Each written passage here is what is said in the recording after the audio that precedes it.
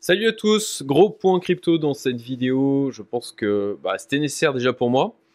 Et puis comme d'habitude, je vous partage mes réflexions, mes interrogations et puis ce que je décide de faire avec aussi le scénario principal sur lequel moi je vais me baser pour les semaines, les mois qui viennent, voire même potentiellement les trimestres à venir. Donc une journée assez folle hier sur le Bitcoin, comme on n'en avait pas vu depuis maintenant un petit moment. Ça rappelle des souvenirs.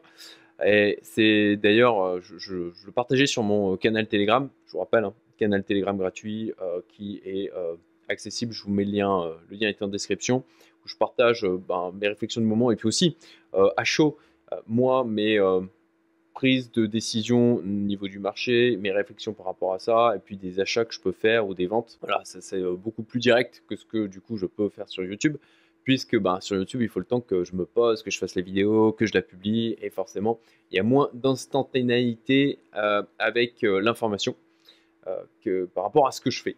Donc grosse vidéo point crypto, donc après cette fulgurante poussée hier sur le Bitcoin.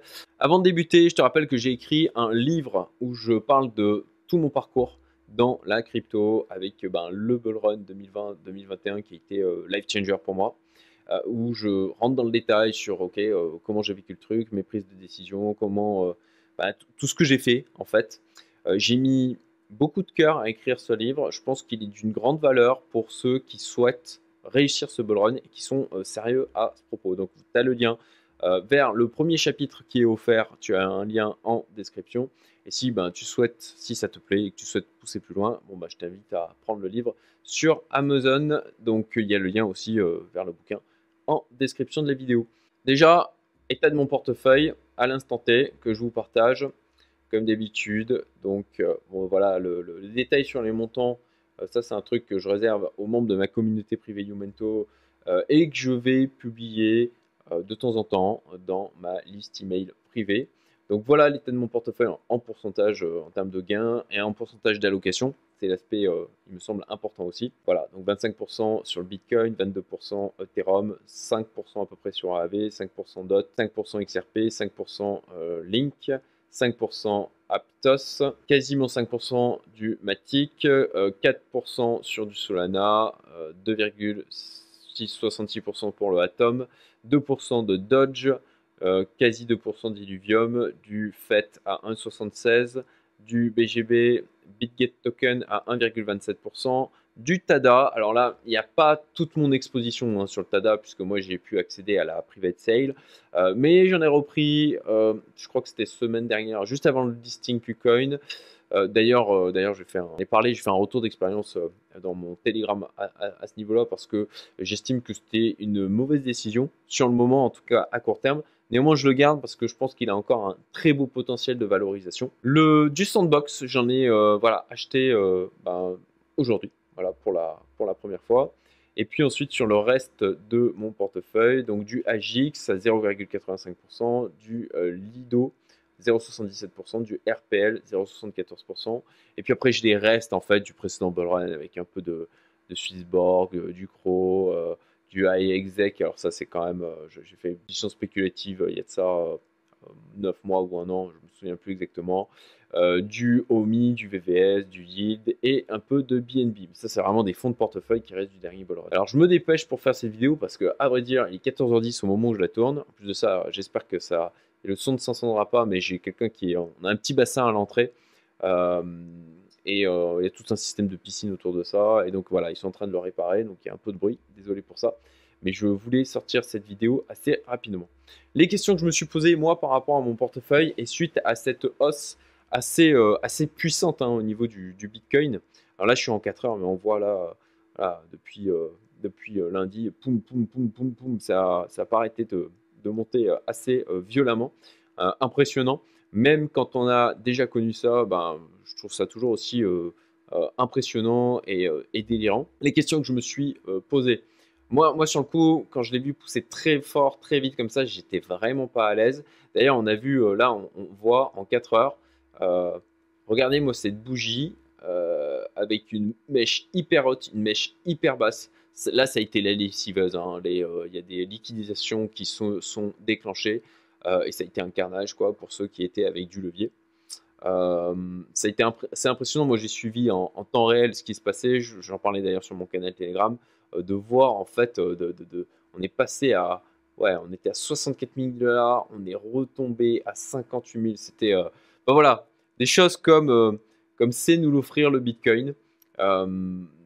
En mode un peu popcorn, hein, sincèrement, c'est assez marrant de voir ça, de retrouver en tout cas ces situations et les sensations qui vont avec. Donc les questions que moi je me suis posées suite à ce qui s'est passé, j'ai pas pris de décision hier soir. Moi je me suis posé ce matin, peut-être reposé, en me disant ok, bon voilà, il s'est passé ça, qu'est-ce que tu fais? Les questions que je me suis posées, c'est est-ce que je dois prendre des profits maintenant? Et si je dois prendre des profits, c'est sur quoi? Deux, est-ce que je dois racheter des alts? Et si oui, lesquels? Donc, eh bien, comme j'ai l'habitude de le faire, je me suis posé, j'ai pris des indicateurs, j'ai réfléchi, j'ai regardé les graphes, et je vais vous partager donc toutes mes réflexions avec déjà toute une partie état des lieux. Donc, alors je dois normalement arrêter cette vidéo dans une demi-heure parce que j'ai une vidéo conf avec un membre de ma communauté qui est prévue. J'espère que je vais y arriver. Alors rapidement déjà au niveau des flux sur les ETF, bon bah ça continue de pousser très fort.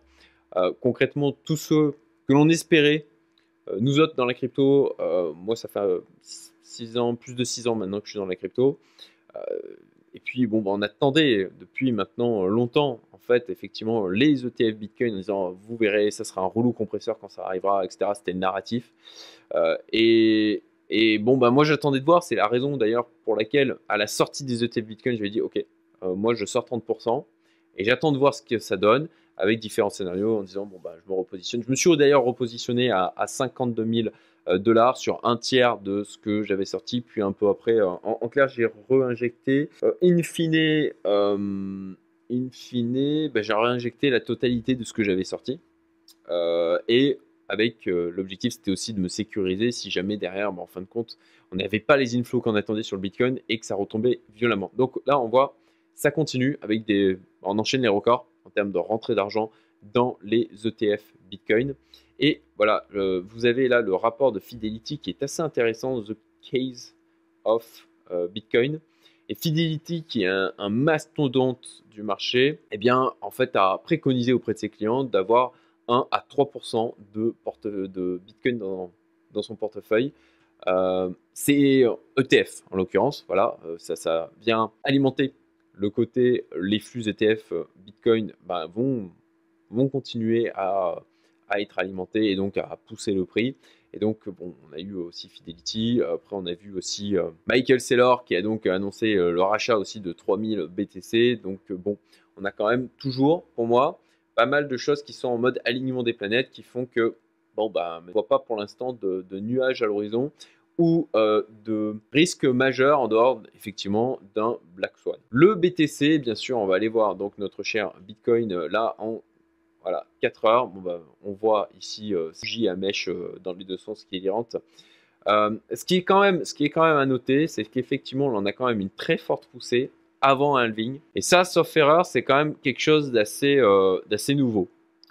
Et d'avoir un ATH qui soit pété avant le halving, ça serait complètement nouveau aussi, quoi. Donc, moi, ce que je vois là, c'est qu'en 4 heures, bah, on continue de pousser. Alors, ça ralentit, hein, ça ralentit.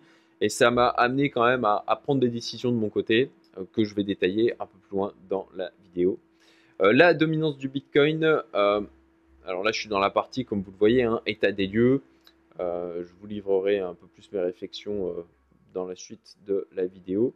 Donc la dominance du Bitcoin, bon ben moi ce matin quand j'ai vu effectivement la tête de la dominance du Bitcoin avec cette avalanche, moi ce que j'estime être une avalanche baissière ici, bon ben j'ai pris la décision effectivement de prendre des profits déjà sur le Bitcoin et de faire une réallocation sur les alts. Je vais vous donner en détail moi ce que j'ai acheté et qui correspond à ce que je vais vous montrer au niveau de mon portefeuille, puisque le portefeuille, les impressions d'écran que je vous ai montrées sont après rééquilibrage. Donc une dominance du Bitcoin effectivement qui est repartie à la hausse assez violemment, avec donc hausse du Bitcoin, c'est un truc qui est assez classique. Après pour moi il y a quand même une dominance du Bitcoin là qui est On a un range en fait qui est en train de se dessiner. Et moi, il y avait donc, alors je vais passer en weekly. Moi, j'avais tracé cette droite de tendance au niveau de la dominance du Bitcoin depuis maintenant plusieurs mois. Je me suis d'ailleurs basé sur celle-ci pour diminuer la surpondération en Bitcoin que j'avais dans mon portefeuille et pour réallouer sur les alts. Il y a de ça, je me souviens plus exactement de la date, mais j'avais sorti une vidéo où j'avais dit je renforce. Juste après cette vidéo, en clair, j'ai acheté du Bitcoin. Bon, a priori, c'était pas une mauvaise idée, hein, puisque j'ai acheté sur les 52 000 et qu'on est à 62 000 aujourd'hui. Pas mal de gens s'attendaient effectivement à une correction et moi, j'étais assez dubitatif sur la correction. Néanmoins, comme toujours, c'est ma règle du 1 tiers, 1 tiers, 1 tiers. J'ai pas rentré toute la position que je pensais rentrer, mais j'en ai quand même rentré un tiers au niveau de ce que je souhaitais renforcer, en me disant, bon, un tiers, je rentre maintenant. Un tiers, c'est en mode d'essai agressif sur 4 semaines. Et un tiers, c'est en mode, ok, je rentre si on a une correction de l'ordre de moins 20%, moins 30%, même si je ne suis pas certain qu'on verra beaucoup de moins 30% là sur ce cycle, en tout cas sur le Bitcoin, bien sûr. Donc, voilà, j'ai appliqué ma stratégie quand on ne sait pas trop. Et d'ailleurs, j'avais fait une vidéo là-dessus, je vous la mettrai en haut à droite, où c'est ce que j'expliquais pour ceux qui se posaient la question. C'était début décembre que j'avais sorti cette vidéo. Ok, est-ce que c'est maintenant, je fais all-in parce qu'on venait me poser cette question en me demandant, ok Cédric, si tu devais rentrer maintenant, est-ce que c'est le moment de faire all-in, etc. Donc j'avais répondu à cette question. Moi, si je devais rentrer maintenant et rentrer massivement, voilà comment je m'y prendrais. Donc c'est cette stratégie du 1 tiers, 1 tiers, 1 tiers. Voilà, qui est mon invention propre. Hein. Voilà, je n'ai pas trouvé de bouquin qui en parle, donc vous en faites ce que vous voulez. Encore une fois, tout ce que je vous dis, moi, dans ces vidéos, c'est pas du conseil en investissement, je suis juste un gars lambda qui partage ce qu'il fait. Voilà, tout simplement. Donc, cette droite de tendance, comme vous le voyez, on est revenu la tester sur la dominance du Bitcoin. Donc, on l'avait cassé, pour moi, cette droite de tendance haussière sur la dominance du Bitcoin. Là, on latéralise, d'où ma décision, notamment de faire une réallocation sur les alts. Il y a de ça quelques semaines de ça. Et maintenant, aussi la décision là, de nouveau, de ce que j'avais en surpondération au niveau du Bitcoin, parce que encore ce matin, au moment où j'avais fait le rééquilibrage, je crois que j'étais à 38% sur le Bitcoin. Là, je suis tombé, comme on l'a vu tout à l'heure, je crois que je suis tombé à 25% du portefeuille sur le Bitcoin, ce qui correspond d'ailleurs à mon portfolio idéal, entre guillemets. Et réalloué sur les alts. Et comme on va le voir sur les alts, il y en a pas mal qui sont sur des zones de support versus Bitcoin, en tout cas moi dans la liste que je surveille, et c'est ça que l'on va voir donc dans cette suite de la vidéo. L'Ethereum bien sûr, alors du côté de l'ETH, on le voit que il s'est mis à pousser aussi, alors toujours il suit le Bitcoin quoi, donc j'ai renforcé sur l'Ethereum. Je vous le dis, je reviendrai dessus un peu plus loin dans la vidéo. Du côté de S&P 500, que moi je continue à regarder, parce que si on a une énorme correction sur les S&P 500, je pense que ça a des chances d'impacter aussi les cryptos. Donc du côté du S&P, du côté du Nasdaq, voilà, on est sur un ATH, et puis pour l'instant on reste en tendance haussière. Donc pas particulièrement d'inquiétude de ce côté-là non plus. Ensuite, le DXY, donc le dollar versus un panier de devises. Habituellement, quand on a un dollar qui a tendance à monter, c'est pas très bon pour les actifs à risque. Là, il latéralise depuis un moment. J'ai pas grand chose à dire du côté du DXY. Pour ma part, il y a pareil, rien qui m'inquiète à ce niveau-là. Ensuite, les indicateurs, alors ça je le fais en live dans la vidéo, hein. Sincèrement j'ai pas pris le temps d'aller les regarder plus que ça derrière. Alors, j'ai quand même jeté un œil, hein, mais pas d'une manière détaillée. Moi je me suis basé sur plutôt ce que je voyais au niveau des graphiques. Donc les intérêts de recherche sur le Bitcoin et la crypto en général restent assez basses, donc ça n'a pas changé par rapport à ma dernière vidéo. On a donc toujours peu d'intérêt du côté du retail, mais je pense que vu la poussée fulgurante que l'on a eue quand même sur ces derniers jours, il y a des chances que... j'ai une interruption, il y a quelqu'un qui essaie de m'appeler et j'utilise mon téléphone pour me filmer. Donc voilà, on a pour l'instant toujours peu d'intérêt du côté du retail.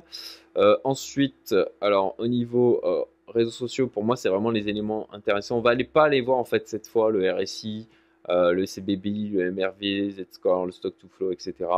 On va vraiment plutôt s'arrêter sur l'aspect retail. Donc ça n'a pas trop changé par rapport à ma dernière vidéo. Pour l'instant, on reste sur un intérêt qui est plutôt faible sur les différents réseaux sociaux et du côté des recherches Google.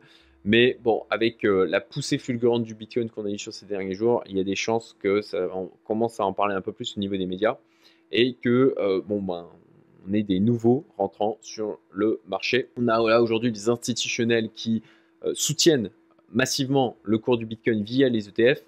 Mais à mon sens, pour qu'on puisse avoir une alt season qui soit digne de ce nom, il faut qu'on ait du retail qui rentre. Parce que la problématique des ETF, c'est que c'est de l'argent qui est déversé en fin de compte via la finance classique.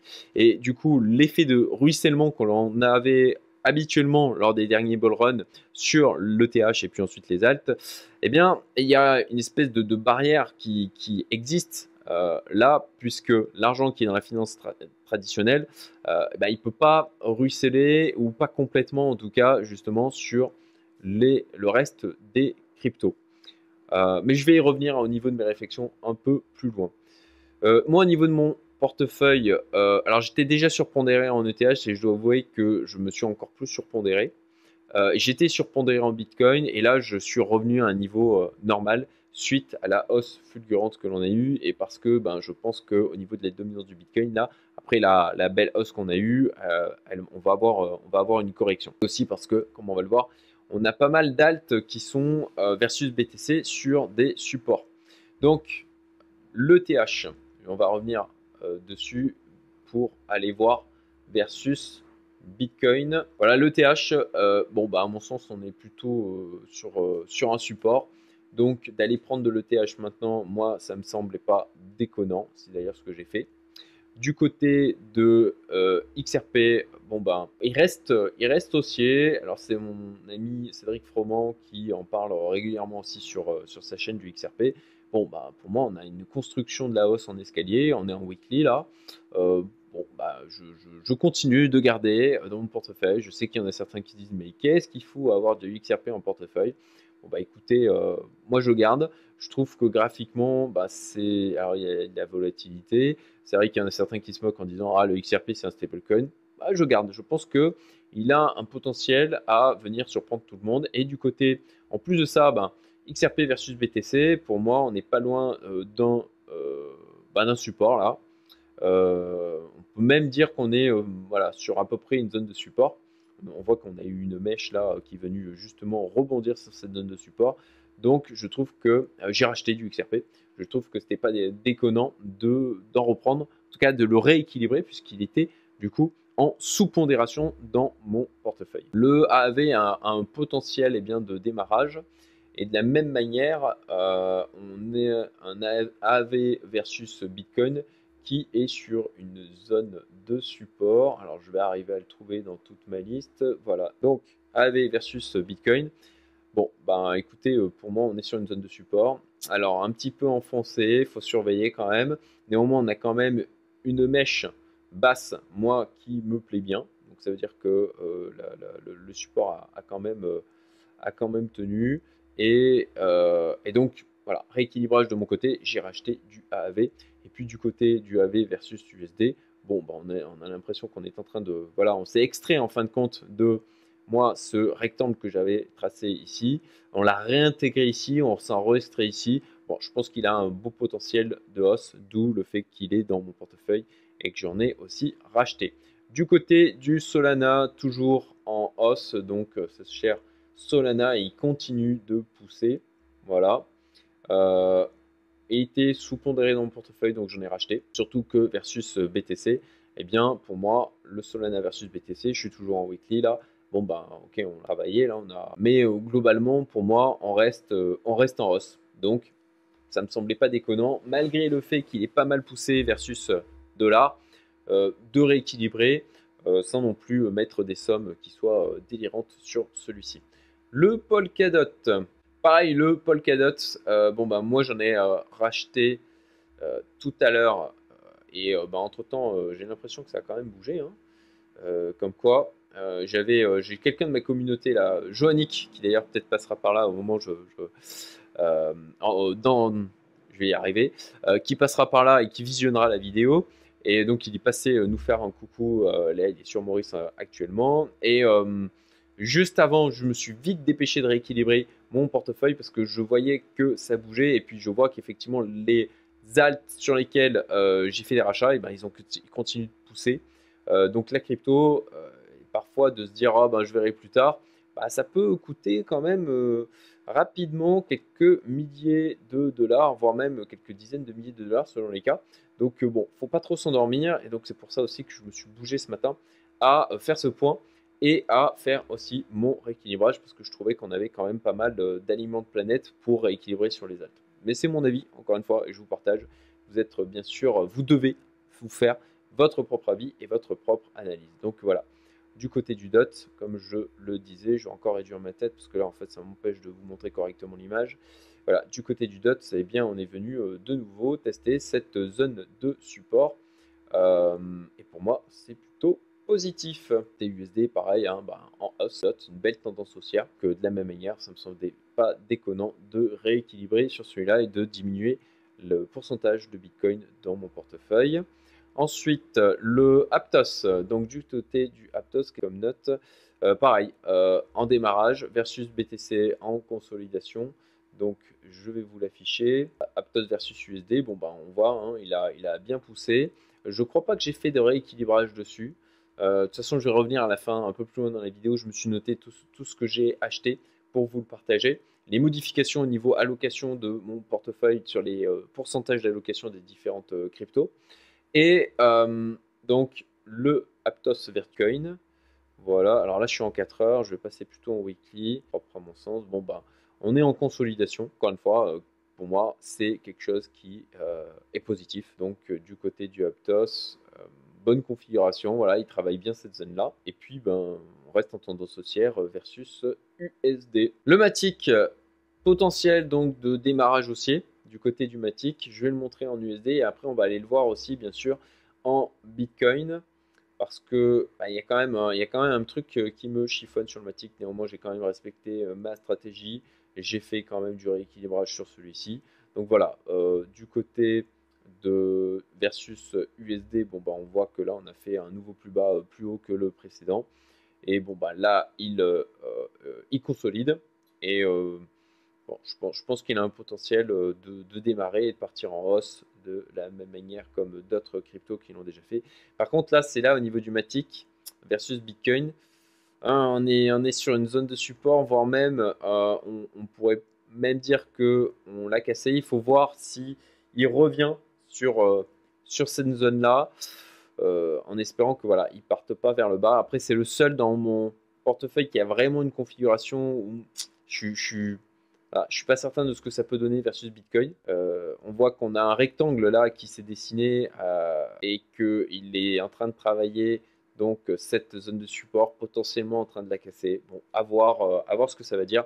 Donner d'ici lundi. Néanmoins, j'ai respecté là aussi mon plan et la stratégie, même quand je doute un peu. Le Atom. Alors, le Atom, on va aller le voir. Je sais que c'est Alexandre Vinal qui l'a sorti de la stratégie. Pour ma part, je reste dessus. Pour moi, on est là aussi sur une zone de support du Atom versus Bitcoin. Je pense qu'il a un beau potentiel de hausse.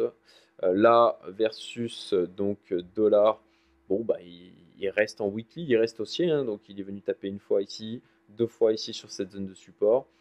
Bon, si on a un démarrage d'alt season, je pense que ça peut donner des choses plutôt sympathiques. Ça, je vais le décaler un petit peu. Et donc là, on voit qu'il est venu taper donc, sur cette droite tendance baissière que j'avais tracée. On va voir s'il va arriver à s'en extraire. Si je passe en 4 heures, voilà. Bon, ben, on est en plein dessus. Donc, non, non, non. En 4 heures, on est au-dessus de cette droite. Mais bon, encore faut-il que ça soit validé. À voir, du coup, dans les jours qui viennent. Du côté du Link, alors le Link a bien poussé. J'en avais vendu pour acheter du Bitcoin il y a de ça quasiment 2 semaines lorsque j'avais donc publié ma dernière vidéo de points sur la crypto. Donc bon bah le link il reste en tendance haussière versus USD. Je vais repasser en weekly. Je trouve que ça permet de prendre un peu plus de recul et que c'est le haussier. Voilà. Donc le link, bon bah il a eu toute cette phase de latérisation, de consolidation, et puis bon bah voilà, il est parti à la hausse. Donc moi je trouve une belle configuration. Et le link versus BTC, bon, de la même manière, hein, je trouve que là, bon, on va voir, il nous a fait une mèche basse ici. Voilà, mèche basse au niveau du link versus BTC. Bon, revenu sur cette zone, c'est une zone de support. Je pense que voilà, enfin de toute façon graphiquement là, depuis le juin 2023, bon ben il reste en tendance haussière versus Bitcoin. Peut-être que là il va nous former un range, on va voir, mais pareil, il semble toujours pas déconnant de l'avoir et de le garder en portefeuille. Et puis alors le Doge, le fameux Doge qui est voilà, mon main coin que j'ai en portefeuille. Et bien écoutez, regardez-moi cette grosse bougie haussière. C'est d'ailleurs un truc moi qui me faisait poser des questions quand il y a les meme coins qui se mettent à pousser. Bon, c'est signe que on est peut-être sur un top local. Bon, je vais revenir là-dessus sur mes différents scénarios. J'ai encore 10 minutes pour finir ma vidéo, il faut que je me bouge. Du côté Dodge versus BTC, on va jeter un coup d'œil vite fait. Bon, bon bah ici, c'est pas extraordinaire, hein. C'est pas extraordinaire. Là, on a cassé la veste. Là, bon, là, on a une bougie verte. C'est quand même pas ouf, hein. Après, quoique, là, on est sur une zone de support, hein. Là, on avait eu un top en janvier 2021. On était venu taper sur cette zone-là. Tac, donc c'est passé quand même en dessous. Là, ça revient dessus. Bon, écoutez, c'est pas non plus un pourcentage qui est délirant au niveau de mon portefeuille, hein, comme vous l'avez vu. Mais je pense qu'il a le potentiel de nous faire des dingueries encore. En bonne phase d'euphorie, il suffit que notre cher Elon Musk fasse un petit tweet dessus et ça peut partir très fort. Donc voilà, moi j'ai toujours mon Dodge et je crois que je suis à plus 50%, plus 57% dans mon portefeuille sur cette crypto. Allez, voilà pour le taux d'horizon état des lieux.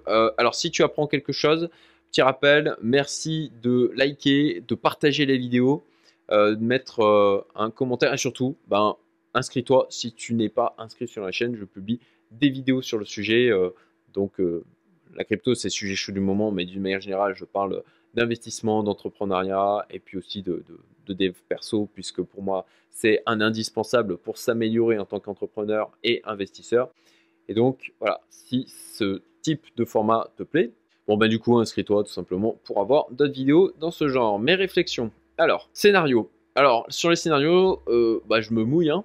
Je me mouille et moi-même pour mes réflexions, je me suis dit, ok, une reprise de la hausse immédiatement, vu la pression acheteuse qu'on continue d'avoir du côté du Bitcoin, vu que ça, je pense qu'il y a le potentiel là, que ça commence à en parler un peu plus sérieusement dans les médias.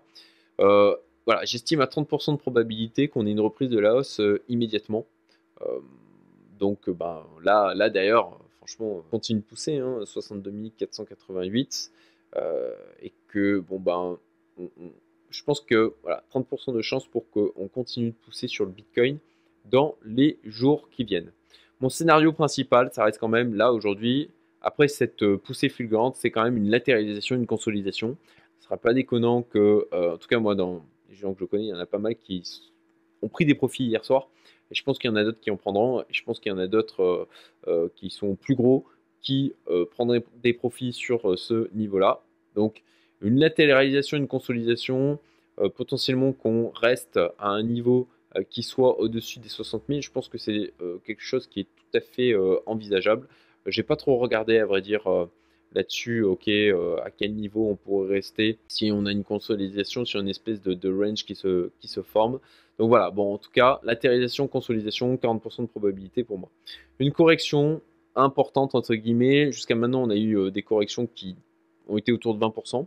On n'a pas eu de grosses corrections, moins 30, moins 40. C'est des choses qui peuvent arriver, mais quand même, on a encore une fois une pression acheteuse qui reste ultra puissante et une résilience du cours qui est impressionnante. Bon, j'estime une correction là, par rapport au niveau auquel on est aujourd'hui, par rapport à ce que je perçois en termes de psychologie des foules, de ce que je vois au niveau de mes indicateurs, de ce que me disent en quelque sorte les graphiques, 20%. Et puis toujours le scénario de bon bah voilà, ça part à la cave. Franchement, moi j'ai mis 10%, franchement, c'est même pas 10% pour moi. Allez, on est à 5% de probabilité pour moi que ça arrive. Et j'augmenterai encore peut-être le pourcentage sur latéralisation, consolidation, ou un peu sur correction, voilà, entre les deux. Peut-être augmenter. Ouais, non, latéralisation, je me mouille, hein, franchement. Moi, je table plutôt latéralisation, consolidation, ce qui serait d'ailleurs propice pour les alts. D'où le fait d'ailleurs que j'ai vendu du Bitcoin ce matin à 62 100 et que, alors j'ai pris la décision, je dois avouer, assez rapidement, en me disant ça peut quand même bouger assez rapidement dans un sens enfin potentiellement vers le bas. Si on a une phase de correction, j'avais pas encore fait tout ce travail que je vous livre là.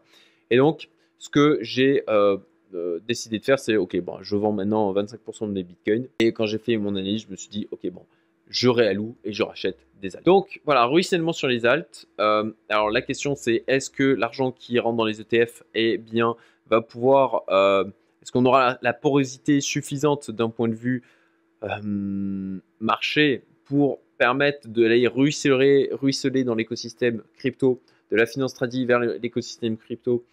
Bon, je pense partiellement, forcément, mais quand même, il y a un côté imperméable pour tout un tas d'acteurs. Donc, je compte sur le retail, concrètement, à ce niveau-là. Ensuite, je me dis que la psychologie, elle ne change pas.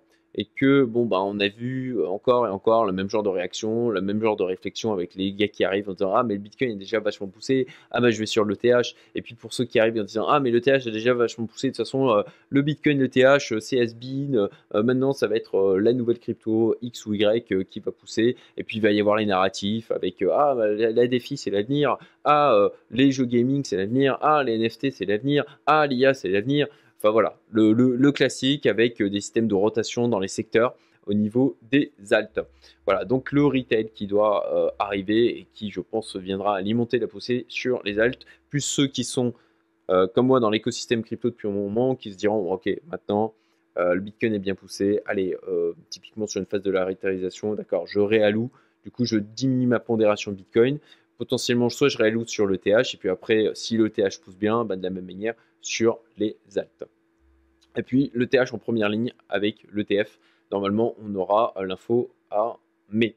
Il me reste 3 minutes pour normalement terminer cette vidéo. Je vais faire en mode express. De toute façon, mettez en pause les vidéos si vous voulez voir le détail de mon mind mapping. Donc, j'ai vendu du BTC, je l'ai dit. J'ai reventilé sur les alts. J'ai changé la pondération de certaines cryptos dans mon portefeuille. Donc AAV, j'ai enlevé moins 1% pour tomber à 5%, Aptos, moins 1% pour tomber à 5%, Matic, moins 1% pour tomber à 5% aussi, Link, moins 2%. Je crois qu'il était pondéré à 7%, un truc comme ça. Et puis le TH, je l'ai augmenté en pondération de plus 3% dans mon portefeuille dit idéal qui me sert en fait les différents pourcentages. J'ai fait déjà plein de vidéos, je ne vais pas rentrer dans le détail maintenant, mais me sert en fait pour faire mon rééquilibrage. Les achats que j'ai fait, du XRP, du AAV, du SAND, de l'ETH, du SOL, du DOT, du Dodge, du Matic, du Atom et du Link. Et puis j'ai rajouté dans mon portefeuille le SAND pour 1% du portefeuille, et puis comme je l'avais dit, le TADA pour 1% aussi du portefeuille. Et voilà, cette vidéo terminée. J'ai encore 2 minutes pour me rendre à ma vidéo conf avec Stéphane. Stéphane, si tu passes par là, je te rejoins très vite. Je déteste être en retard pour les vidéos conf, donc je vais être à l'heure. Et voilà, les potentiels de multiples. Je vous invite à aller voir cette excellente vidéo que j'estime avoir faite sur les projections de prix du Bitcoin qui commence à dater, elle était en septembre, mais qui reste tout à fait valable sur la réflexion que j'ai pu avoir sur une projection en termes de valorisation de votre portefeuille. Et ça, c'est un élément ultra important pour être capable de prendre des profits, parce que rester sur de la plus-value latente, c'est bien beau, mais c'est de la branlette mentale. Tant que c'est pas pris, c'est pas pris. Voilà, je vous souhaite une excellente journée et puis je vous dis à très bientôt pour de nouvelles vidéos. Salut à tous.